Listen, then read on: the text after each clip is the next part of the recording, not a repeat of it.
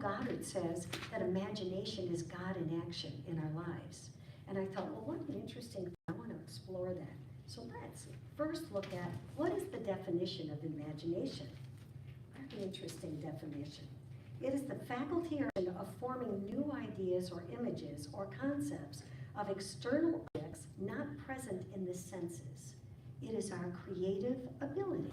And I thought, well, boy, kids when we're little, we have such great imagination, don't we? I don't know about you, but boy, you give me a trunk of clothes or some jewelry of my mom. I remember playing with the rhinestones, and boy, have at it. I was out there, I had all my girlfriends over, come on, we're gonna do this and that. So I want you to think about times when you were a kid and you imagine things, because you know what they say, that when you're a child, you're playing with whatever your thing is that you're imagining, that's kind of what you grow up to become.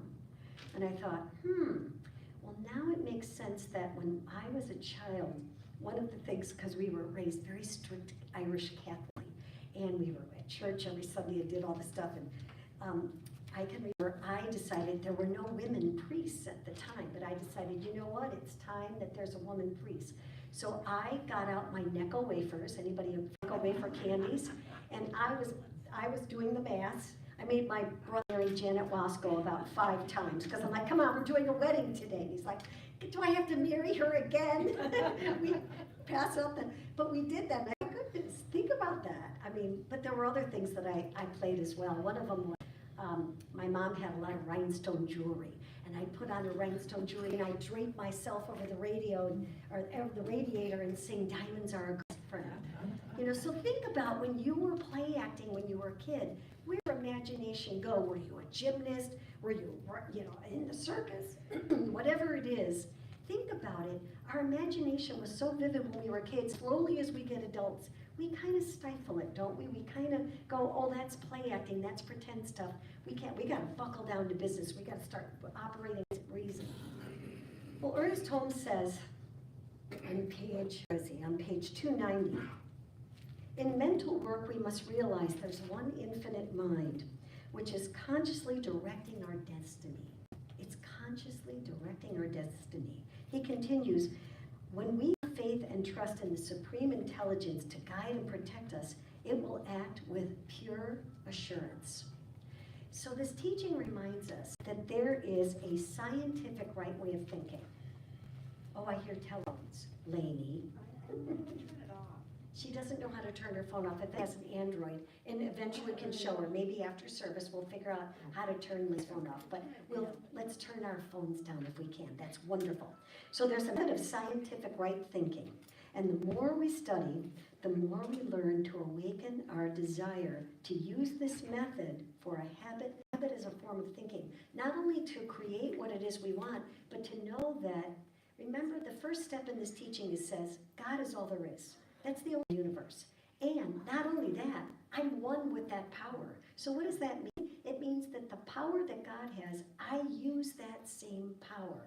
But I can only use that power as I am directing it. God doesn't say, all right, I've got all these big plans for you. No, it says, what are your big plans for yourself and how can I help you implement them? And we implement them by the use of what we call the law. And that's the law of mind that sets in action a thought out there into the world and create an image, an actual mindset of what it is that we desire. It creates it for us. We don't have to do anything but know that truth. But what happens? A lot of times about you, but sometimes when I'm thinking about something new, I may think about all the things that could go wrong. Did you ever do that? Like, okay, I want to do this, this, and this. Say you want to buy a house. I want to do this. Oh, but then I need the down payment. And it may not pass the inspection. Oh, I may not financially be deemed, solvent or whatever it is, right? The thing is, we want to remember, we put our mind and our thought and our energy and our entire vibration on what we desire, and we let go of anything that is unlike that truth. The idea is to come from your vision rather than thinking about it. Feel the difference? When you come from the vision, like, I am already blah, whatever it is you say. Say you want to imagine that you're super wealthy, that you have all the money in the world and then some. You can give to all these places you want to give or whatever. So imagine that. But then all of a sudden, what creeps in? Our doubt, our fears, our worry that says, you can't do that. Are you kidding? In Neville Goddard's story, he was from Barbados, and he was saying that he had lived for 7 years as a devout vegan. He didn't eat meat, he didn't drink, he meditated a lot, etc. Well, his family was all going back to Barbados, and they said, come with us, and he said, no, I can't, I've got to stay here. He was in New York. I've got to stay here, I've got to stay here. So what happened was, his family left and went to Barbados, and I guess there were 10 people and 10 kids in his family with his parents. And then they left, and he said he felt his heart just longing to go, God, I wish I could. But I felt like I couldn't. He was unemployed, he didn't have a lot of money, blah, blah, blah, all things. So he had a best friend that was a devout spiritual practicer. He didn't declare what spiritual modality he was in, he just practiced being spiritual. And he went to his friend and said, I'm so disappointed. Go to Barbados. Thank you. I couldn't say it for a second. Barbados. And he said, you know what? Barbados. And he's like, what are you talking about? He goes, you're in Barbados. And he goes, well, I'm not though. I'm here in New York, and I don't have a lot of money, and I don't have a suit, I don't have anything. He goes, you're in Barbados. And he slammed the door on the guy, on Neville. And Neville was like, what the heck did that mean? So let's apply it to ourselves for a second. Whatever pickle you're in right now, whatever challenge, it could be big, it could be small. Think about the outcome that you want. Think about investing your energy in the outcome that you want, rather than knowing all the nooks and crannies of all the ick about it. Do you know what I'm saying? So like, I don't know about you, but I have a little challenge right now that's going on about something, and I have just been blabbing and defending myself and and I thought, wait a minute. What's the outcome I want to see here? Not just the outcome of it's an insurance thing. It's not just the outcome about the insurance, but I want to bless all the people involved in it as well. I don't want to be, yeah, I ought to, and get mad at that person. I don't want to feel like that. I want that in harmony, and I want this in harmony. So it's like, okay, how much am I investing in harmony right now? Or how much am I investing in, I got to reason this out, I got to have all these facts and figures, and I've got to have all this stuff spelled out. It's like, you know what? Just know the outcome. Know the outcome and see it. So what happens is, Neville's brother sends him a notice. And back then it was, I think it was like in 1927. And he said he gets this letter slipped under his door, and it's a $50 note to get a ticket on a ship to go to Barbados. And he said, oh my gosh, I'm going to need shoes, and I'm going to need a suit coat. I'm going to need something nice. But back then, a suit coat, an entire whole kit and caboodle, $12. He said a nice pair of shoes was $3. So he said, okay, with the 50, I've got to use $15 and buy a suit and shoes, which he did. So he goes out and does that, and then he goes to the ship, and he's securing his place, and the guy goes, well, all the accommodations are really good for but sleeping quarters, you're going to have to sleep in third class. We don't have any room for you.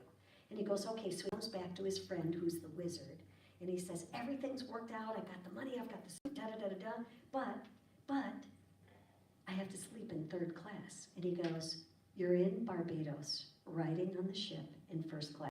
And he goes, how did you get your suit and your shoes? He goes, well, I visualized them, I saw them. He goes, okay, you're in Barbados, riding first class. You're not sleeping in third class, you're sleeping in first class. And he slams the door on him again. This guy slams the door a lot. So at any rate, what happens? He goes down to the ship, he's securing all this stuff, and the guy goes, what? We had a cancellation, and first class accommodations for sleeping have opened, and you're the first person on the list, you get to do it. So he said, I could not have planned that better. I had no idea my brother was going to send me that I was going to find the suit, I have the money to do it, and get on the ship, and He said, I had no idea that was going to happen. But he said, what I did was I spent time in my mind in Barbados with my family, and how I longed to be there. So think about it in terms of something that you're doing right now. Where are you focusing your imagination? Because imagination is God, right? So the idea of our prayer is always, God is, I am one with God, and then I declare what it is. I don't go, oh, and you know what? I'm in a real pickle about this, and I need this, fix it. No. And I am knowing all the wealth and abundance of the universe is flowing into my experience, and it's right here and now, and I'm able to share it with people. Whatever it is you want to affirm, you're knowing it from that place. And the moment you come from that place, what happens? Not only does God, law of mind, go serious player, it already implements what's happening to make it happen. There's a story about a man, and he would walk on a trail every day to go into this, run his business. And as he's walking on the trail one day, he looks ahead and he sees a giant snake across the trail. And he's like, oh, yikes. Now I have to go back and go the long way. So he goes back and he goes the long way. And the next day he goes, I hope that's not still there. So he walks up again and he's like, oh my gosh, the snake's still there. And he's like, wow, he must live in those rocks right there. But now I got to go the long way again. So he goes the long way again. The third, he's like, oh, gosh, I'm late. I gotta get to town early today. I gotta do all this stuff. He's like, sees the snake and he goes, all right, you know what? I gotta figure out a way I can jump on those rocks over there, but I gotta walk around this snake because I gotta go this route today. So he goes to, as he's walking up, he looks down and he realizes it's a knot up rope. So all that time, he had imagined that it was a snake that was deadly, was going to kill him and wreck his whole day, and he had a long way and all that stuff. And all that time, it was just a rope. So I ask you to think about, where are the ropes in your experience? Where are the, you're looking ahead and going, oh, and you're awfulizing. I love that word, awfulizing. Where are you awfulizing that, oh my gosh, this is not going to work out. Oh, all this is going to go to hell in a handbasket. There's nothing I can do, and I'm the victim of all of my stuff, right? Is there a word of truth in that? Absolutely not. But there is if you believe it. Because our consciousness is everything. Where we're thinking, the energy with which we think is actually the declaration of what it is that's happening in our life. So if we don't like what's going in our life, where do we go? We go back within. So everything is happening from not thinking about our dream.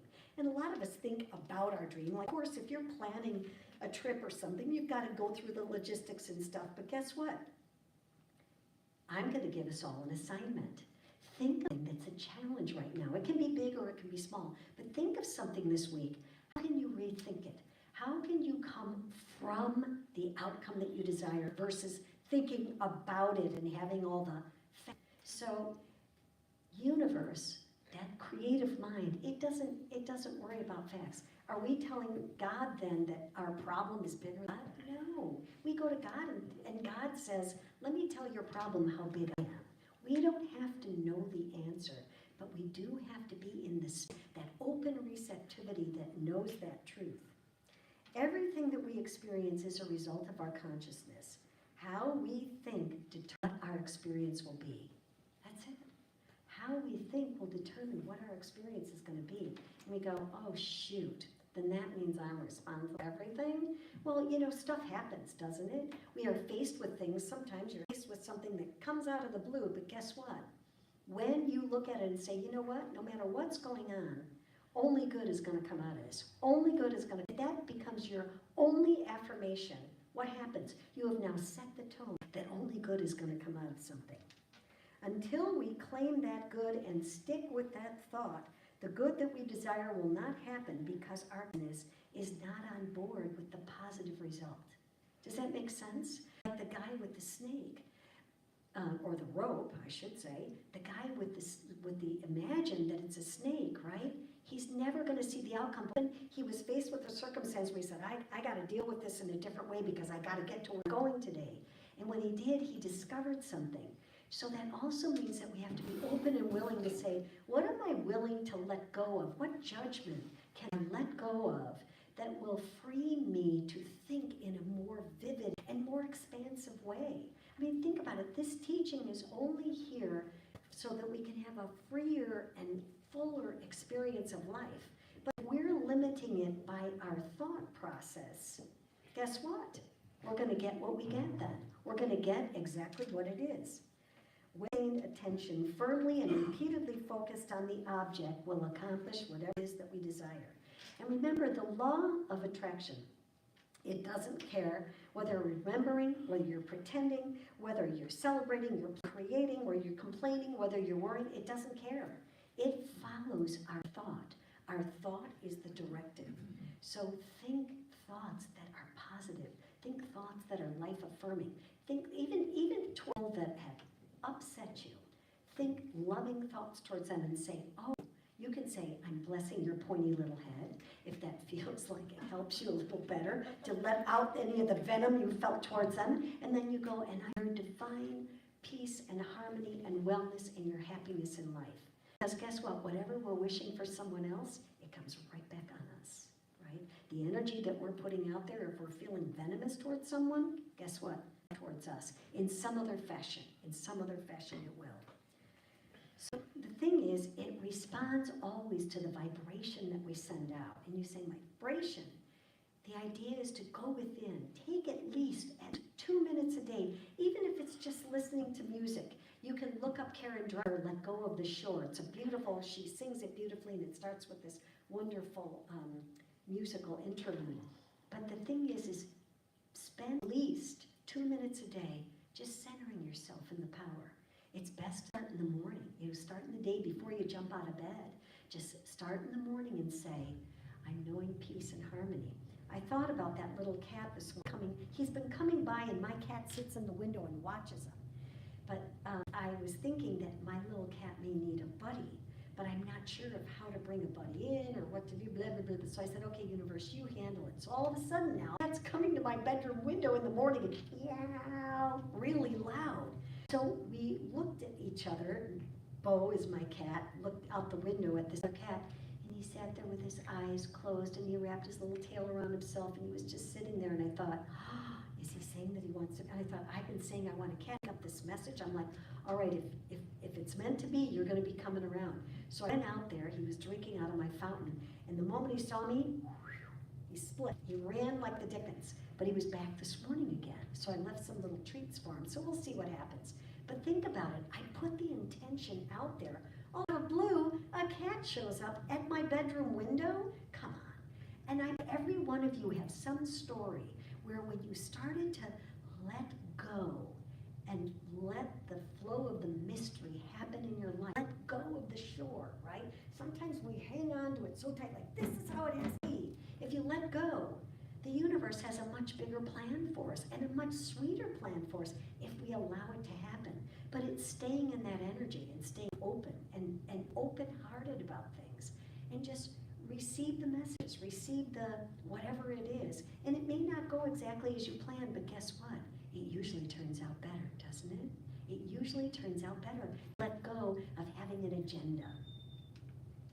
So we have become distracted from our desired outcome. A lot of times, we may have a great vision, and you may write your affirmations every day, and you write in your journal, and then all of a sudden, 5 minutes later, you let go, right? 5 minutes later, you let it go.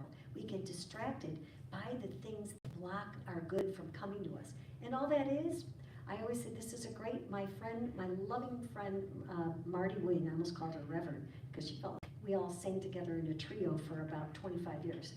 Marty Wing had a great, healed herself of cancer. Literally healed herself of cancer, and she said, you know what? It's nothing trying to be something. So when you've got something, go, oh, that's just nothing trying to be something, right? And it only becomes something if we entertain the idea in our mind. So the importance is let it go. Just let it all go. Which is seen is created from that which is not seen. That which is seen is created from that which is not seen. My favorite thing is things are always created twice. It's always first in thought and then in. So we have the thought, just have the thought of, have the vision, have the feeling about it. Don't just think about it, feel it. Like Neville Goddard felt himself in Barbados. He felt himself sitting at the dinner table around all his siblings. He felt the wind on his face in Barbados. He felt everything about it. It happened. He didn't know how it was going to happen, but it happened. There's a method of science, there's a scientific method for thinking rightly. There is a scientific method this teaching reminds us of. And all we need to do is activate that thinking. Being all is imagination. We are, wherever we are, it's because of our imagination. Wherever we are, It's because of our imagination.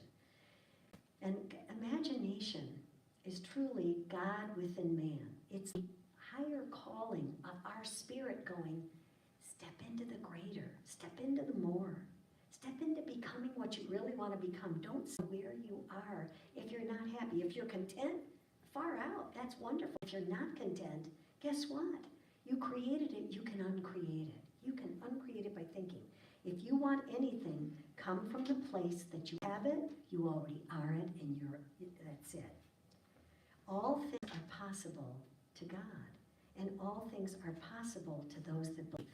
So when you believe, my thinking generates a complete energy and a flow and a vibration. Attract to me the like and kind thoughts that I am generating. The difference between thinking from something and about it is, about it you may know about it, but you're not feeling it in here. You may know all the facts, but you're not feeling it in here. How many have ever taken a trip? And then did the trip wind up being much greater than you thought or different than you thought? Because at the end, you knew all the facts about planning your trip, but you didn't know what you were going to experience. When Carol went to go see the Northern Lights, she didn't know what it was going to feel like to actually see the Northern Lights.